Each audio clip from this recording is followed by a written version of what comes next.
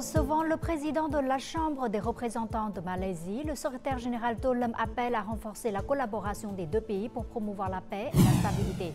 S'exprimant au sommet élargi des BRICS 2024, le Premier ministre Phạm Minh Chính a suggéré de renforcer l'unité et la connexion.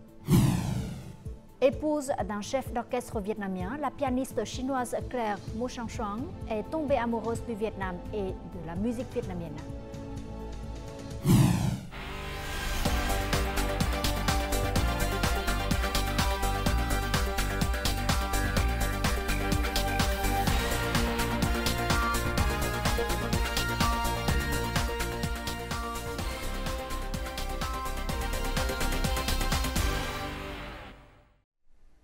Mesdames et messieurs, bonjour. Merci d'être avec nous dans cette nouvelle édition du Journal francophone. Ce jeudi après-midi à Hanoï, le secrétaire général Tolem a reçu Tan Sri Tado Johari bin Abdul, président de la Chambre des représentants de Malaisie, en visite officielle au Vietnam. Le dirigeant vietnamien a mis en avant l'efficacité de la coopération entre les deux organes législatifs dans l'élaboration, l'application et le suivi des lois. Tolem a appelé à faciliter davantage la coopération économique, commerciale et d'investissement avec un objectif ambitieux de porter le commerce bilatéral à 18 milliards de dollars d'ici 2025 de manière équilibrée. De son côté, le président de la Chambre des représentants de Malaisie a souhaité renforcer la collaboration entre la Malaisie et le Vietnam pour promouvoir l'amitié, la paix, la stabilité et la liberté dans la région de l'ASEAN. Dans la même journée, le secrétaire général Tolem, également secrétaire de la Commission militaire centrale, a accueilli à Hanoï Yang Yuxia, le vice-président de la Commission militaire centrale de Chine, en visite officielle au Vietnam. Tolem a souligné l'importance de cette visite qui a pour but de renforcer la coopération bilatérale en matière de défense et de sécurité. Le secrétaire général a souligné l'importance d'un dialogue pacifique et de solutions conformes au droit international ainsi qu'aux accords conclus entre les dirigeants des deux pays afin de garantir la stabilité régionale. Plus tôt dans la journée, le ministre vietnamien de la Défense, Phan Van Giang, avait présidé une cérémonie d'accueil officielle en l'honneur de Yang Yuxia. À l'issue de cette cérémonie, les deux parties ont engagé des discussions et signé une lettre d'intention visant à renforcer la coopération en matière de défense ainsi qu'un accord de coopération frontalière. Ce jeudi après-midi à Kazan, en Russie, le Premier ministre Phạm Minh Chính a prononcé un discours important lors du sommet élargi des BRICS 2024. La conférence était présidée par le président russe Vladimir Poutine avec la participation de plus de 40 dirigeants et représentants des pays membres de BRICS, des pays invités et des organisations internationales. S'exprimant lors de la conférence, le Premier ministre Phạm Minh Chính a souligné que le monde se transformait en une ère d'intégration profonde, de technologies intelligentes et d'innovation. Mais les problèmes mondiaux sont également de plus en plus nombreux et complexes. Dans ce contexte, le Premier ministre Phạm Minh Chính a proposé 5 connexions stratégiques pour contribuer au renforcement des liens entre les pays des BRICS, notamment avec les pays en développement. Premièrement, connecter les ressources. Avec un potentiel économique croissant, les BRICS doivent être pionniers dans la mobilisation de ressources pour s'adapter au changement climatique et développer une économie circulaire, verte et numérique plus forte. Deuxièmement, connecter les infrastructures stratégiques entre les BRICS et les pays en développement en matière d'infrastructures de transport, mais aussi d'infrastructures numériques, de partage et de connexion de données, afin de favoriser le commerce électronique et l'économie numérique mondiale. Troisièmement, connecter les chaînes d'approvisionnement mondiales sur la base de l'application de la science, de la technologie et de l'innovation. Quatrièmement, connecter les peuples à travers la culture, l'éducation et la formation, le tourisme et les échanges populaires dans le principe de l'unité dans la diversité. Cinquièmement, s'unir pour réformer les mécanismes de gouvernance mondiaux envers un développement rapide et durable. Le Premier ministre Phạm Minh Chính a souligné que le Vietnam ne sacrifiait pas la sécurité, le progrès, la justice sociale et la protection de l'environnement pour poursuivre une simple croissance économique. Le Vietnam est fidèle à sa politique étrangère d'indépendance, d'autonomie, de multilatéralisation et de diversification, d'être un bon ami, un partenaire de confiance et un membre actif et responsable de la communauté internationale pour la paix, la coopération et le développement. Le poète russe Maxime Gorky a dit un jour « Chaque peuple, chaque pays est une partie indispensable d'un grand corps humain et ce n'est qu'ensemble que nous pourrons réaliser de réels progrès. » Dans cet esprit, je crois que les BRICS s'uniront davantage pour construire ensemble un monde de paix, de stabilité, de coopération et de développement. Le président Ho Chi Minh, héros de la libération nationale du Vietnam et homme de culture mondiale, a affirmé « Unité, solidarité ». Grande solidarité, succès, succès, grand succès, le Vietnam est prêt à coopérer avec les BRICS et la communauté internationale pour concrétiser l'idée de construire ensemble un monde meilleur. Dans le cadre de sa participation au sommet élargi des BRICS 2024, le Premier ministre Phạm Minh Chính a rencontré mercredi les représentants de l'ambassade du Vietnam et de la communauté vietnamienne en Russie. Évoquant la riche histoire des relations entre le Vietnam et la Russie, le Premier ministre Phạm Minh Chính a rappelé que plus de 40 000 étudiants et diplômés vietnamiens avaient poursuivi leurs études et recherches dans l'ex-Union soviétique. Il a mis en exergue la nature inclusive, globale et approfondie des relations de coopération entre le Vietnam et la Russie dans tous les domaines, réaffirmant que les Vietnamiens résidant à l'étranger font partie intégrante du peuple vietnamien. Le chef du gouvernement a assuré que le parti et l'État s'engagent à protéger leurs droits et intérêts légitimes tout en favorisant le développement d'une communauté dynamique, tout en quantité qu'en qualité. Dans le cadre de la 8e session de la 15e Assemblée nationale, les députés ont discuté aujourd'hui de plusieurs projets de loi. Dans la matinée, ils ont écouté des rapports concernant le projet de loi modifiant et complétant certains articles de la loi sur l'assurance maladie ainsi que le projet de loi sur les syndicats modifiés. Dans l'après-midi, les députés ont discuté en groupe du projet de loi modifiant et complétant certains articles de la loi sur l'assurance maladie et du projet de loi sur les données. De nombreux aspects du projet de loi sur le patrimoine culturel amendé ont également été débattus, notamment les mécanismes et ressources pour la conservation du patrimoine culturel. Les ministères et les localités doivent trouver une percée en matière de transformation numérique.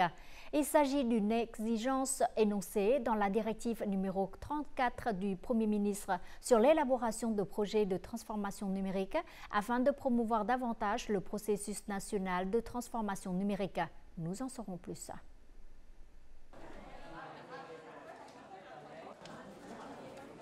Au cours des années précédentes, l'enregistrement des documents aux études secondaires et à l'université prenait souvent beaucoup de temps et entraînait des erreurs.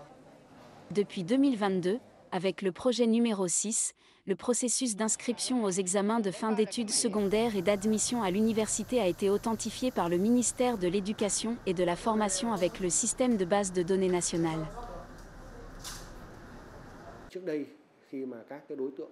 Relier les données sur l'éducation aux bases de données nationales sur la population a permis d'identifier les élèves prioritaires, de réduire la fraude et d'accroître la transparence. Lorsque le ministère ou le secteur choisit le bon problème à résoudre, l'effet sera clair et aura un impact profond. C'est également l'un des principes importants énoncés dans la directive 34. Assurer la connexion avec le projet numéro 6 contribue à promouvoir la communication des données entre les ministères, les branches et les localités. Tous les ministères ne sont pas prêts pour la transformation numérique. Pour mener à bien ce travail, la participation des autorités est nécessaire. Selon le représentant du projet numéro 6, la sélection des avancées doit être centrée sur les personnes et les entreprises, afin d'éviter d'utiliser la transformation numérique comme moyen d'atteindre des résultats ou d'utiliser des activités de transformation numérique inutiles. Transformation ne signifie pas remplacement. La transformation numérique est le processus de modification ou d'amélioration de la façon dont nous interagissons avec la société à travers l'environnement numérique. Autrement dit, tout changement ou ajout qui serait préférable devrait être mis en œuvre. La directive 34 énonce clairement de nombreux principes importants, tels que les questions incluses dans le projet par les ministères, les branches et les localités doivent être spécifiques, l'attribution des tâches doit être claire sur les personnes, le temps et les responsabilités.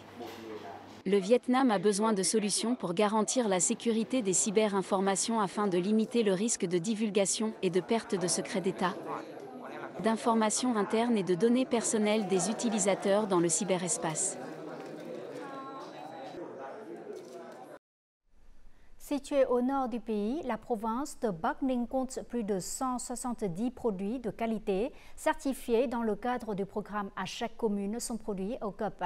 Pour promouvoir efficacement l'écoulement de ces produits, il faut changer l'approche du marché en tirant parti des plateformes de commerce électronique. Voici une session de vente en direct de ce fabricant de céramique sur les plateformes d'e-commerce. Après seulement quelques sessions, des dizaines de ces rames de produits en céramique ont été choisies par de nombreux clients. Le coût des sessions de vente en direct est moins élevé que celui des autres méthodes de publicité.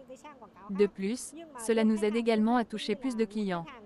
Les entreprises doivent réfléchir attentivement aux méthodes de vente en ligne pour atteindre les bons clients. Il y a 2 ans, les produits au COP locaux étaient principalement consommés dans la province. Cependant, depuis qu'ils ont été vendus sur les plateformes d'e-commerce, ces produits ont atteint des clients dans tout le pays. Cela a considérablement augmenté les revenus des fabricants. Selon eux, la certification au COP a amélioré la réputation de leur marque, attirant plus de clients. De plus, les coûts du commerce en ligne sont inférieurs à ceux des méthodes de vente traditionnelles. Dans le processus de vente sur les plateformes de commerce électronique, nous avons rencontré de nombreuses difficultés. Les produits au COP sont des produits de haute qualité avec des prix plus élevés. Il existe donc une très forte concurrence sur les prix. L'un des obstacles au développement du commerce électronique est le manque de ressources humaines qualifiées, en particulier celles qui connaissent les technologies de l'information. Les jeunes ont un avantage considérable lorsqu'il s'agit de créer une entreprise. Les jeunes ont beaucoup d'énergie et sont très adaptables à la technologie. Les jeunes entrepreneurs ont également plus d'opportunités d'accéder aux technologies internationales. Au Vietnam, les revenus du commerce électronique ont atteint 25 milliards de dollars en 2023. Les habitudes de consommation ont considérablement évolué, passant des achats directs aux achats en ligne.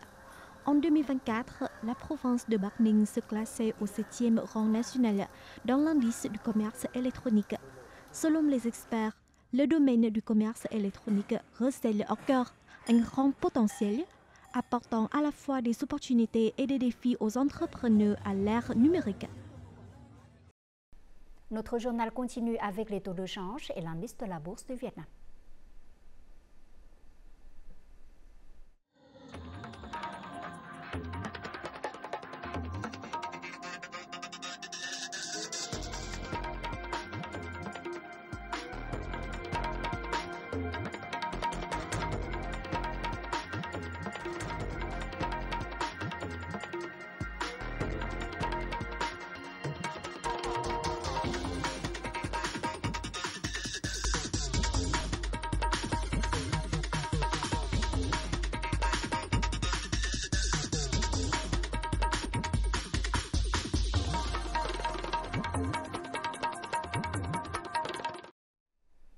La tempête Trami, la 6e de l'année, est entrée aujourd'hui en mer orientale. Vers 16 h dimanche, la tempête se situerait au nord-est de l'île de Hoàng Sa, avec une puissance de niveau 11 ou 12, avec des rafales atteignant 183 km/h. Selon les prévisions météorologiques, dans les 2-3 prochains jours, cette tempête prendra de l'ampleur et de l'intensité, provoquant des orages et des vents violents en mer. Tous les navires opérant dans les zones dangereuses sont susceptibles d'être touchés par des tornades, des vents violents, la mer étant fortement agitée. Hier, le typhon Trami a provoqué des inondations massives aux Philippines, tuant 20 personnes. Cette année, il semble que la région du centre connaît moins de tempêtes et d'inondations par rapport aux années précédentes. Toutefois, les autorités locales avertissent la population de rester vigilante. En particulier à Quảng Nam, où se trouvent des dizaines de centrales hydroélectriques sur les rivières Vu Gia et Thu Bon. Les autorités locales donnent la priorité à la sécurité des barrages. Le réservoir hydroélectrique de Darmi 4 est l'un des 4 plus grands réservoirs de la province de Quảng Nam. Il peut contenir jusqu'à 140 millions de mètres cubes d'eau. Récemment, un système automatisé de surveillance des précipitations a été installé pour prédire et ajuster le débit d'eau dans le réservoir. Des inspections régulières et des barrages sont également effectués. Nous inspectons régulièrement le réservoir hydroélectrique. Après le tremblement de terre de Kon Tum, l'inspection montre que le barrage n'a pas été touché et qu'il est toujours sûr. Auparavant, les villages en aval ont souffert de graves inondations et de glissements de terrain chaque fois que les centrales hydroélectriques libéraient des eaux de crue. Aujourd'hui, les autorités locales et les centrales hydroélectriques ont coopéré pour construire des digues afin de protéger les zones résidentielles. Cependant, les autorités locales continuent d'avertir les habitants de rester vigilants, notamment à l'approche de la tempête Trami. En cas de risque de mauvais temps, la centrale hydroélectrique de Dak Mi nous avertira. Nous diffuserons ensuite ces informations aux résidents via notre système radio local. Ces derniers temps, des exercices visant à répondre aux tremblements de terre et aux ruptures de barrages ont été régulièrement mis en œuvre. Les centrales hydroélectriques nous connectent via Zalo. Ils partagent des informations sur le débit, la durée et les niveaux de décharge des crues avec les autorités locales. Le président de la commune et les responsables locaux sont tous tenus informés. Récemment, les centrales hydroélectriques se sont conformées aux réglementations d'exploitation des réservoirs. Cependant, avec la météo imprévisible, les autorités locales doivent préparer de manière proactive des mesures pour répondre aux incidents hydroélectriques pour la sécurité des résidents dans les zones en. La campagne nationale visant à supprimer les maisons temporaires et délabrées est fortement soutenue par les localités à travers le pays. Dans le district frontalier Simacai de la province de Lào Cai, au nord, 70% des maisons précaires ont été remplacées par des maisons solides. C'est le résultat des efforts conjoints des autorités locales et des habitants afin de mobiliser des ressources pour financer la construction de nouvelles maisons solides pour les foyers pauvres. Habitant dans une maison précaire au pied de la montagne, la famille de Cư Seo Lo doit souvent déménager chaque fois qu'il pleut. Grâce au soutien des autorités locales, sa famille est en train de construire une nouvelle maison qui se trouve sur un nouvel emplacement plus sécurisé. J'utilise du ciment, du sable et des graviers. La fondation de la maison est bétonnée avec de grosses pierres comme ça. Notre famille apprécie énormément le soutien apporté par les autorités locales. Cette politique du parti et de l'État nous donne de la motivation pour l'avenir. À présent, dans le district de Simacai, 855 maisons temporaires et délabrées ont été remplacées par des maisons solides, soit 2/3 de l'objectif fixé. Le coût de construction d'une maison solide est estimé à 200 millions de dong.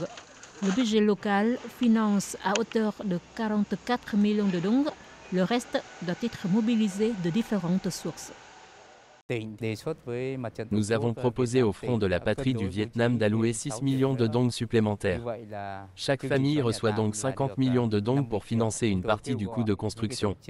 Afin de mettre en œuvre le programme de suppression de logements temporaires, nous faisons appel à des organisations caritatives, des banques et la communauté.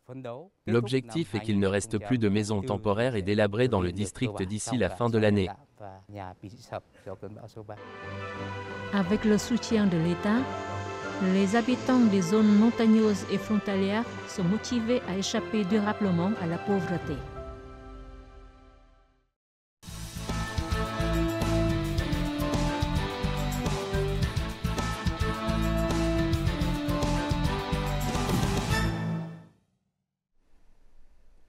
Hanoï occupe une place particulière dans le cœur de nombreux amis internationaux et beaucoup d'entre eux se sont attachés à Hanoï et ont contribué au développement de la ville.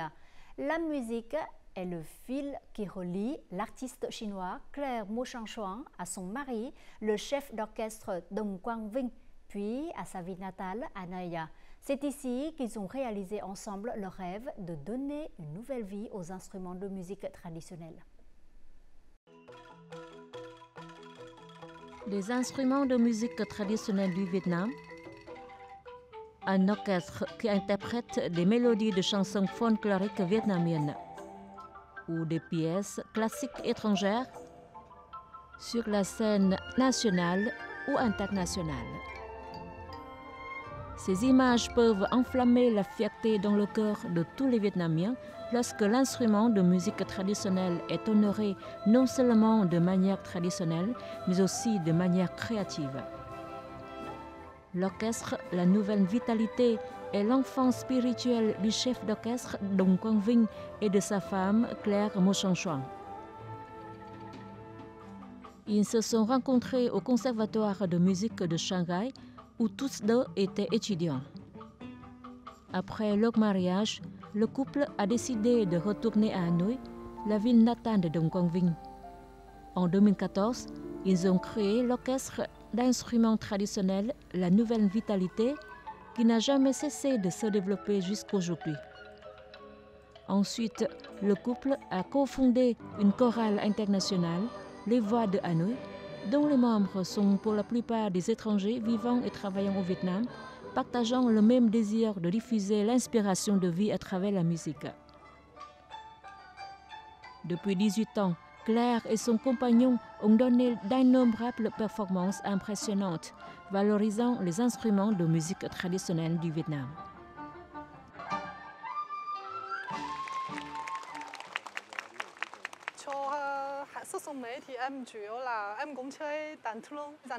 Dans l'orchestre La Nouvelle Vitalité, je joue du terrain.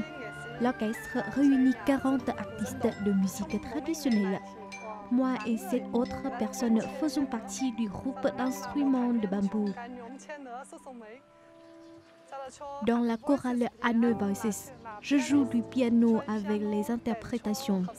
À part cela, je m'occupe de toutes les activités de l'orchestre et de la chorale, de concerts avec mon mari. Au début, quand je suis venue à Hanoï pour la première fois, j'ai voulu travailler comme professeur de musique dans une école internationale. À l'époque, je ne parlais pas vietnamien, mais petit à petit, je me suis intéressée à la vie au Vietnam. Je suis heureuse que la chorale et l'orchestre soient de plus en plus connus et appréciés. Ma carrière en tant qu'artiste a aussi connu beaucoup de progrès. C'est le résultat des efforts de mon mari et moi. Je veux remercier à tous les gens qui nous ont fait confiance. L'orchestre de La Nouvelle Vitalité est souvent invité à des échanges culturels et de grands événements du Vietnam à l'étranger. Ce sont des occasions précieuses pour le développement de la musique traditionnelle du Vietnam. Le public vietnamien est aussi très amiable.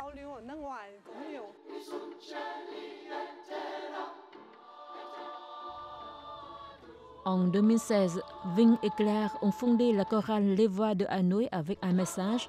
Hanoï est la capitale du Vietnam avec une culture millénaire.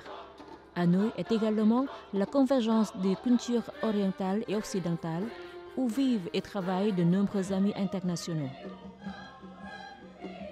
De 14 membres à l'origine, la chorale compte désormais jusqu'à 50 personnes, dont la plupart sont des expatriés étrangers. Sous la direction de Vinh et Claire, tous les membres de la chorale apprécient chaque occasion de se produire sur la scène, de pouvoir chanter les mélodies qu'ils aiment et de les faire aimer au public.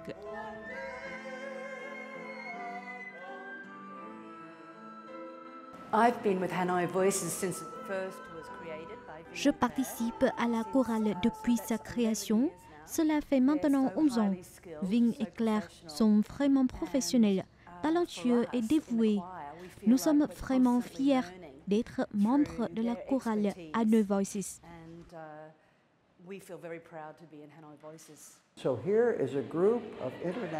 Nous venons de différents pays, chantons en différentes langues et honorons les traditions culturelles de différents pays. Et c'était comme si le monde entier était réuni à Hanoï. C'est vraiment merveilleux.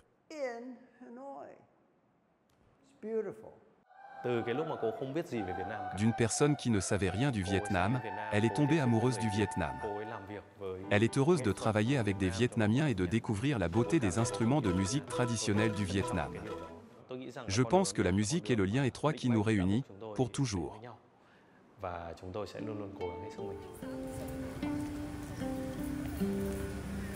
Après avoir passé près de 20 ans à Hanoï, Claire la considère véritablement comme sa deuxième patrie et contribue à embellir la ville à sa manière. Pour moi, Hanoï possède une culture très riche et profonde. J'adore le vieux quartier. Chaque rue raconte sa propre histoire. J'aime aussi les plats de Hanoï. Je cuisine souvent à la maison pour mon mari et mes enfants. De temps en temps, j'ai l'impression que je suis plus une femme plutôt vietnamienne que chinoise. Hanoï est devenue ma deuxième terre natale. En fin du journal, voyons tout de suite les prévisions météo.